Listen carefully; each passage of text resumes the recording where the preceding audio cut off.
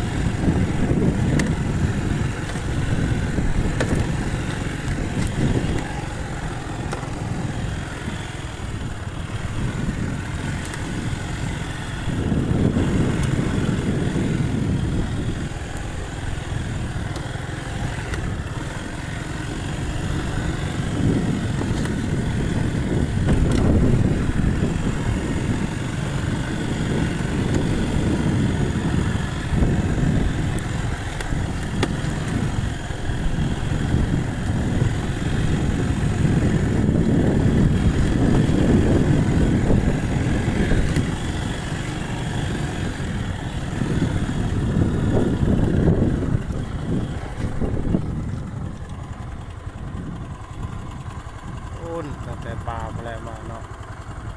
เข็นมานี่สอดปุ่นทับเนาะกว้างเนาะกว้างเนาะกว้างครับกว้างแน่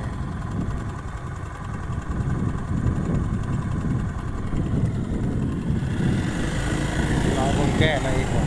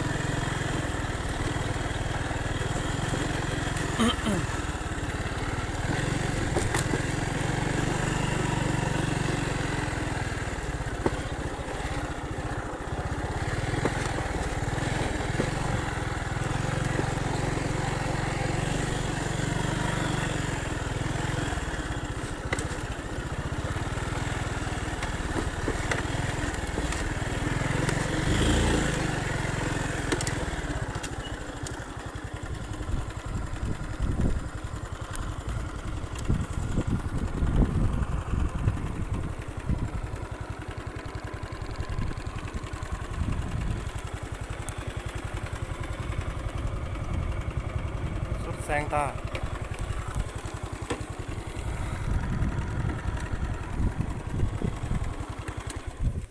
บริสุทธิ์แสงตาเนาะโอ้โคตรกว้างเลยเราซื้อเองเนาะรวมทั้งเบิดเราซื้อนี่ยังออกไปในประมาณ20 เฮกตาร์นะ700,000 บาทเงินลายอะไรเนาะเข้ากันเลยจากบุกเบิกอันนี้300,000 400,000โคตรเลยซื้อดินมันมีแนวเสียหายซื้อดินเนี่ยไกลทางน้ำได้ดินตัวนี้เนาะเราซื้อนี่ว่าเสียหายเลยเนาะ การปลูกฝังเดี๋ยวนี้เศรษฐกิจมาแห้งเรื่องไรอ้อยไรมันว่าประเทศใดมีเงินมีข้าวหมดเนาะเป็นเศรษฐีเกษตรแล้วแหละเรานะ